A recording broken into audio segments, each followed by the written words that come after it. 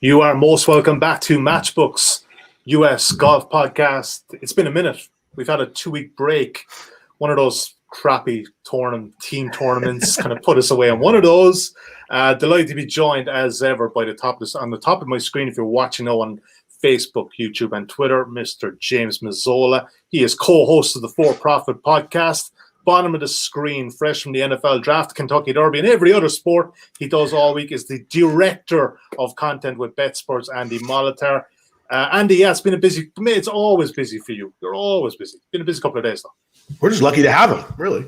Yeah, I'm always saying that. I'm like, yeah, once we get through this, then it's like easy sledding. Then you look like, oh man, we have a major we have a major tournament in like 2 weeks. 2 weeks. You know, the NFL schedule comes out in like a week here. There's always stuff going on, which better than last summer. This could have been a ping pong podcast.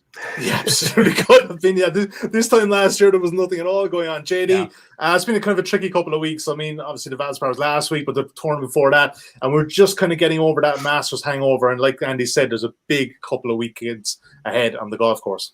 Yeah, you start off strong with the West Coast swing, which I love. Yes. I played a lot of those courses, and then right into the Masters. A little lull after that, but this is going to be a wonderful tournament. It is pretty much everyone's starter tournament for the PGA. Yep. So guys are trying to round into form. They have another major just around the corner. Once a month majors every single until the British. So that's exciting. The golf calendar's packed, man.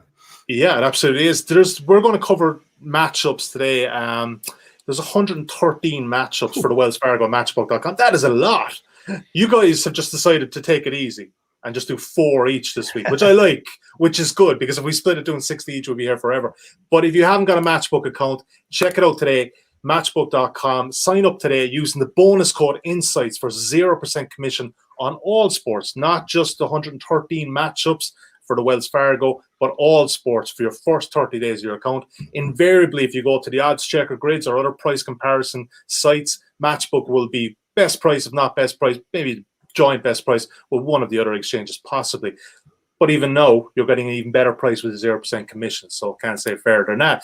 JD, Quail Hollow, give us a bit of an overview. She is a long one. Yeah, very long. This is a brute of a golf course. I mean, it's anywhere from 7,600 yards, par 71, right? It's only 3 par 5s to be able to be attacked. Major championship venue. We saw Justin Thomas claim his only victory at the PGA here in 2017. It's going to be a long course. You're going to have to hit it far. Outside of James Hahn, basically every winner has been in the top 20, in driving distance going into the tournament. So we know we're going to need a bomber this week. We're going to be probably fading the bunters this week, but generally this is a fun golf tournament. It's a great test for what, guys are going to see at Quail, which by all accounts is going to play very difficult. So we have a wonderful field here, and I'm excited to get going on it. This is going to be a great one. Kick us off. Your first pick here, big bomber, big Tony Finau to beat Patrick Cantlay. Let's take a quick look at the betting while we have it at Matchbook. You can back Finau here at just under 1.88 and Cantlay at 2.0. And yeah, Cantlay not being in great form this season. A lot of miscuts. Yeah, this is more of a play, fade on Cantlay. I don't have a huge edge numbers-wise on Finau here, but I just wanted to get a little exposure to a fade on Cantlay here. 3 straight miscuts. Did play well by strokes gained numbers at the match play, but obviously failed to get out of his pool there. So, he's working on just some really average golfing. More or less just not gaining strokes at any category when normally he just gains strokes in every category. So, when I'm looking at, fading a guy for a full tournament head-to-head, I'm going to need someone who can actually do something well. And right now, Cantlay's just not doing anything well. Flip it over to Finau. We want a bomber on this golf course, and there are very few who can bomb it. With Tony, he's shown some success here. Had a little stretch, missed 2 cuts, but then the 10th at the Masters. We call him top 10 Tony for a reason. He's not going to win this golf tournament. This isn't going to be a bet on an outright for Tony. Honestly, I probably prefer Cantlay at the number outright. But when we're looking at full tournament head-to-head, Tony's floor is just perfect for what you want. And right now, Cantlay just hasn't shown a lot of form. So I'm just going to go ahead and fade the poor form of Cantlay and grab a little top 10 Tony here. Yeah, I like it. Andy, jump back in. I know you wanted to just give your thoughts on this one. Yeah, I was sitting the whole time you were talking. I was scrolling back through a Twitter DM to try to find something because somebody else had mentioned Cantlay this morning. He says he hasn't broken 70 on tour since Thursday at Riv, which is a long time. Like you said, it's just been a while, and he's trading off his name a little. It's been a while since he's played well, so yeah, I like this one a lot. Yeah, last 5 tournaments, he's only made the cut once. That's not great for a guy that we're thinking is going to win a major, was going to win a major, but hey, these things happen. Let's move on. Andy, you want to talk about Ricky Fowler, Harold Varner. You're not buying into the fact that, the last tournament Ricky was at was the Texas Open. He was 17th. So are we thinking there's some sort of a comeback here? But before that, miscut 72, miscut 20 to Genesis, miscut, and 53rd place position. Not really great. Yeah, I usually just leave these for James because I was first to put my picks in. But the Ricky Fowler fade, we'll probably can not only, not just blindly, but if it's somebody I already liked, like Varner, and it's at a reasonable price, it's something I'm going to take. So, right around minus 125, 1.79 here. It's just pure approach numbers. Like Ricky is somehow, I don't know why he's being priced with these people. I don't know. You look at his DFS pricing for some of how the market feels about players, where he's being priced in a lot of markets doesn't make a ton of sense. This is not Valero. This is a much different course, a much tougher course. And just when I compare these two, he's just a country mile behind Varner in like every major category for most, sample sizes. And then, we talk bombers. I looked at driving distance a little more. I don't love to go off driving distance a ton, but here my hand is forced. I'm going to have to look at that. I'm looking at that at almost every matchup, and Varner is going to outdrive Fowler here. Current form, you want to talk about Texas too. RBC, Varner was tied second. Yep. He shot a minus 15, which wasn't good enough to beat the old man, but at the same time, still a really nice outing from him.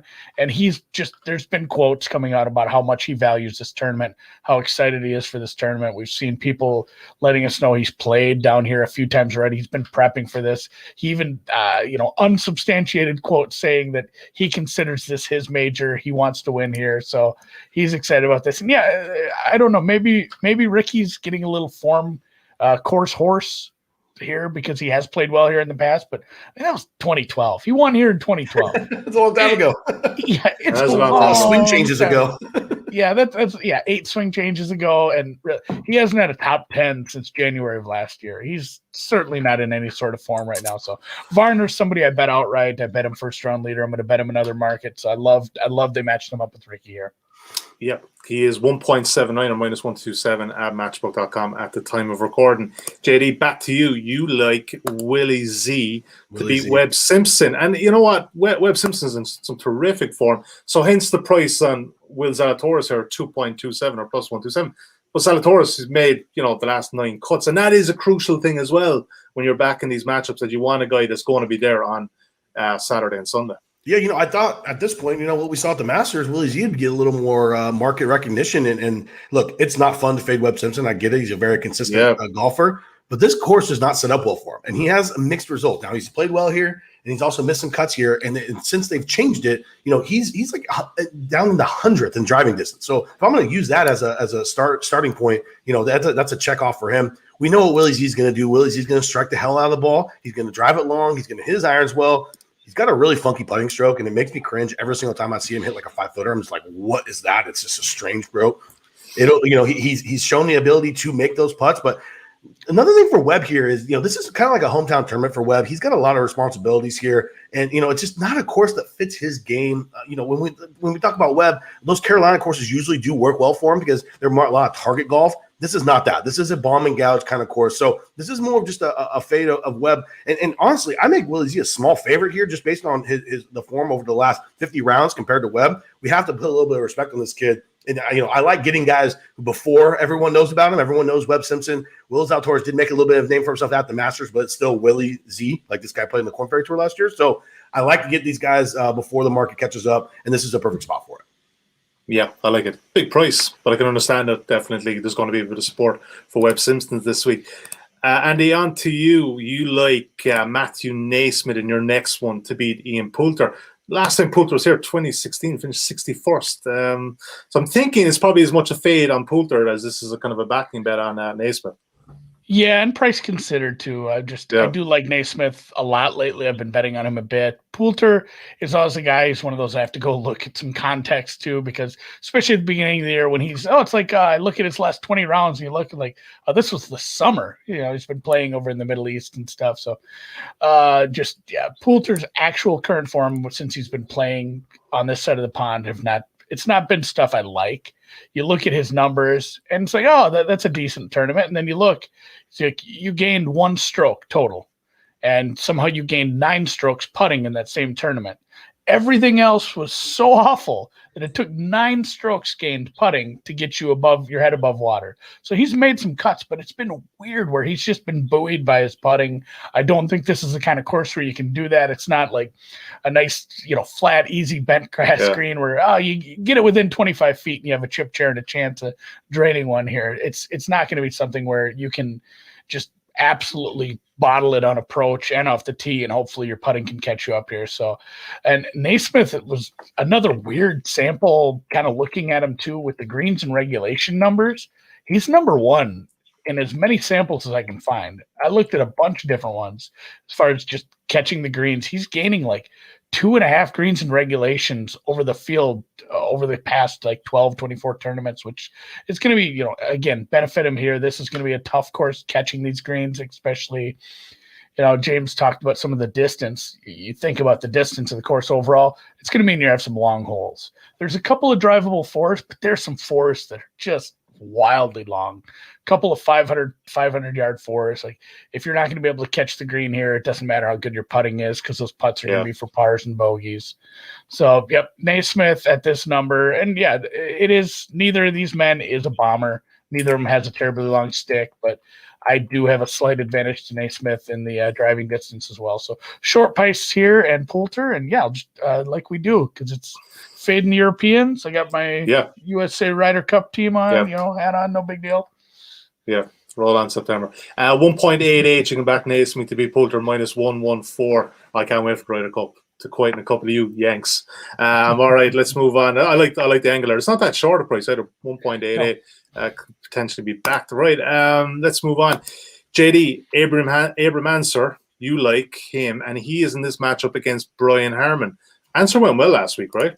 Yeah, Ancer has shown some really good form. 5th at the Valspar, 18th at the Heritage, 20th at the Masters. More or less, just been a cut-making machine this year, and I'm just going to ride that. His driving distance stats are not great. I will say that. He is a very strong iron player, approach game wonderful.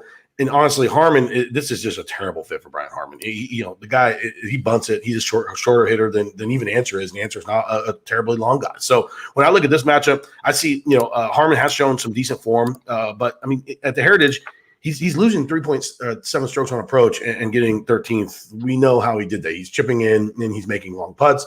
I don't think that's going to be able to work here. More or less, the form is very similar. I just think Ancer is a different caliber of golfer than Harman is at this stage of their career. So, when I look at this, I'm just thinking, if Harman goes out there and hits his irons as poorly as he has been, and Ancer is going to gain strokes on approach, I guarantee that, then this is going to be done by Friday. So that's my thought process. I don't love the fact that Ancer is a little bit of a shorter guy off the tee, but at the same time, Harman's shorter. So when I look at that and the superior iron play that Ancer brings to this matchup, I think it should be a little bit bigger favorite than he is.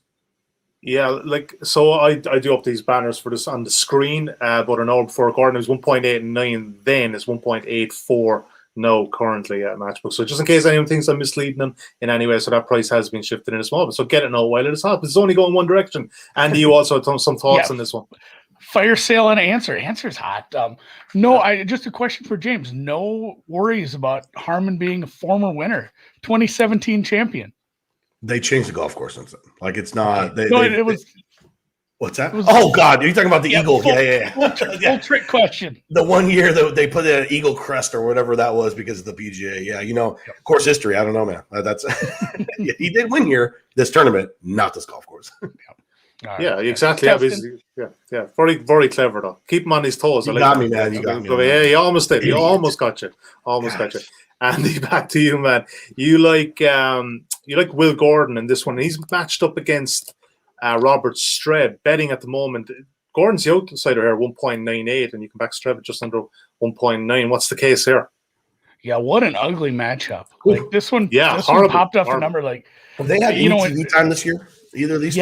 Gordon a little bit, but yeah, James mentioned his last one, hoping to cash this on Friday. I'm thinking this one also cashes on Friday because both men missed the cut. Yeah. And like I'm serious. Like where I have them rated, I would not bet on either of these guys to miss the cut. But just at the price, look at that live as we're on here. Gordon took a little money. Went down from he's still the dog. He's still the dog. Yeah. They're both pretty bad. I mean, as far as all the numbers I've run, but it is a bomber thing. Like Gordon's the top 5 driving distance guy. He is top 5 in the world. He's going to outdrive him here.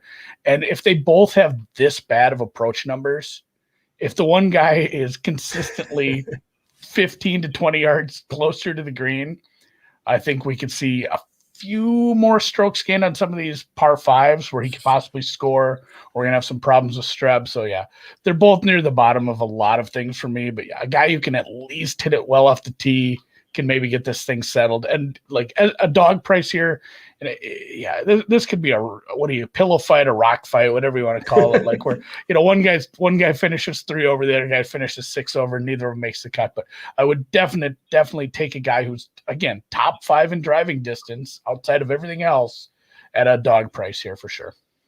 What price would you bet Streb to miss the cut at? If I gave you minus 400, would you bet that? Ooh, that's a little heavy. Yeah, geez, you are rough. I'm just coming up with those prices. That's not a matchbook price. That was just one in my head. But look, he's missed 6 of his last 8 cuts. So I mean, look, that's kind of taking the average there. So I mean, like it's probably a pretty good number. Generous. Like, it's a sharp number. It's a sharp number. Yeah. DM me. I'll take some of that action. No problem. All right, let's go. JD, back to you. You like Adam? I'll be honest. Schenk? Adam Schenk. Yeah, Schenk. I've never met. I don't know who this guy is at all. So you're going to educate me. 2.17, and he's up against Maverick McNealy. Schenk last played Quail Hollow in 2019, finished 13th.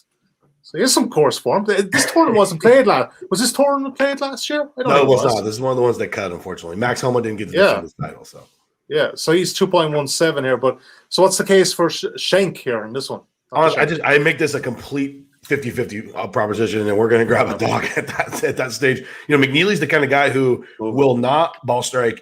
He will not gain strokes ball striking this week. I can almost assure you that, especially on a golf course this long. He is a very, very good putter. Former world #1 amateur, by the way, out of Stanford, which is really random because he has not shown anything in the pros.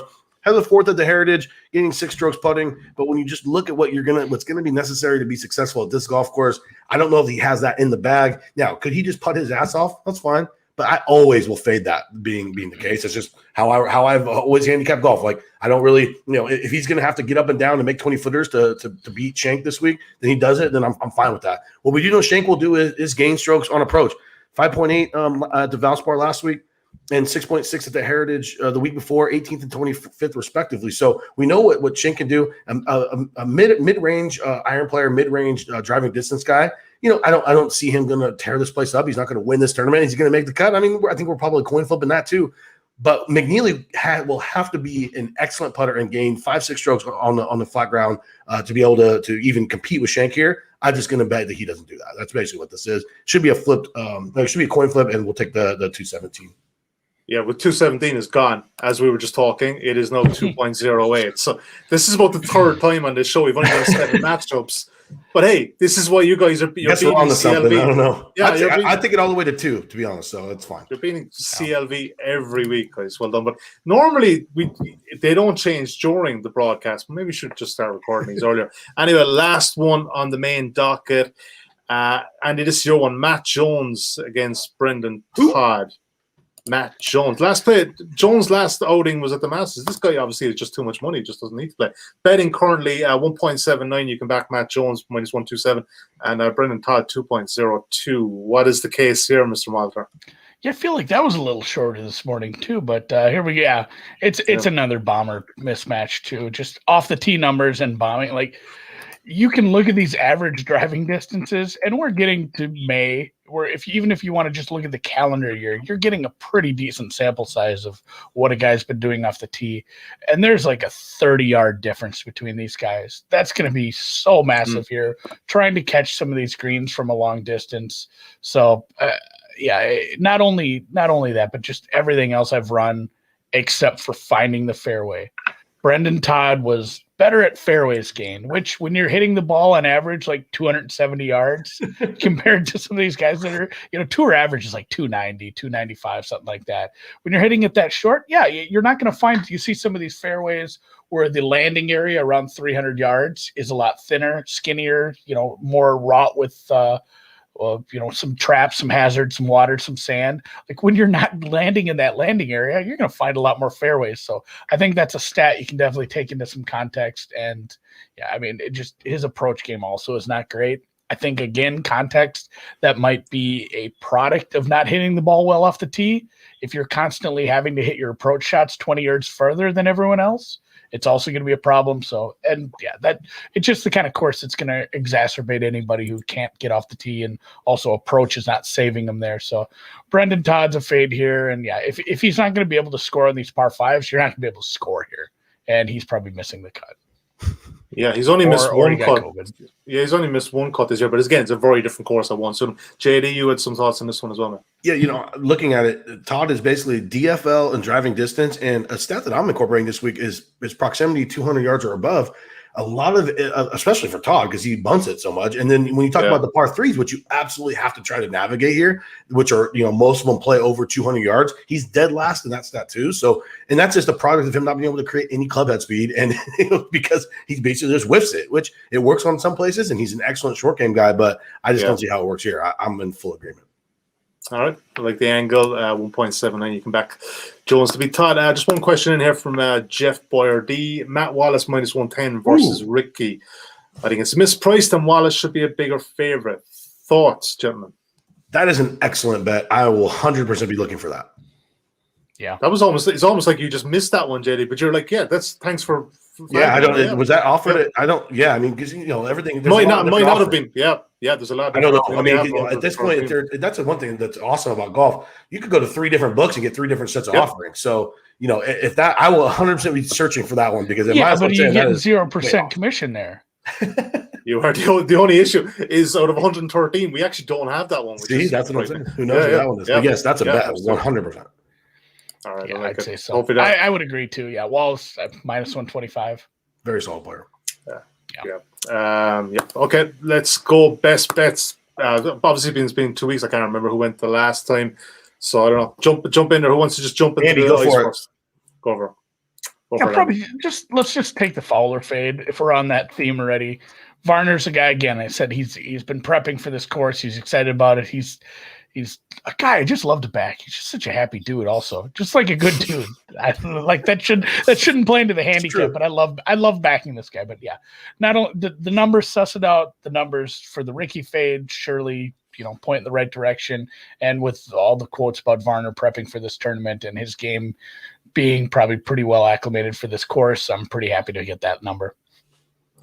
JD, what's your best bet this week, man? Honestly, Jeff, if you're still in the chat, Wallace over Ricky would be that if it was up there. But amongst what we've talked about today, I'm going with Willie Z. I just feel like that the market is not respecting the talent that this kid has at this point. And Webb as a guy who is a name brand, and especially in the area that he's familiar with. Although I just don't like the setup of this golf course for him. And Willie Z should absolutely be able to pummel this with his ball striking, considering his distance and his iron play. We just need him to make a couple of 7-footers this week, and we should be good to go. As a dog, I love Willie Z, and I think that's even still available. I think that was the one that hadn't quite changed. That wasn't moved, Yep. So that one was the one that hadn't moved, so we're gonna stick with that one. 2.27 or plus 127, Willie Z to beat Webb Simpson. All right, we're out of time. Good to get back into the flow of things, guys. Yeah. Busy couple of weeks coming up. I think we have the Byron Nelson next week, and in 2 weeks' time we have the PGA Championship. Yeah, May. Love to see it. My thanks to James. My thanks to Andy. Thank you as ever, gentlemen. It's good to be back. Thank you for watching and listening today. Don't forget 113 of those matchups for the Wells Fargo available at Matchbook. Matchbook.com even. Best of luck with all of them. Take care.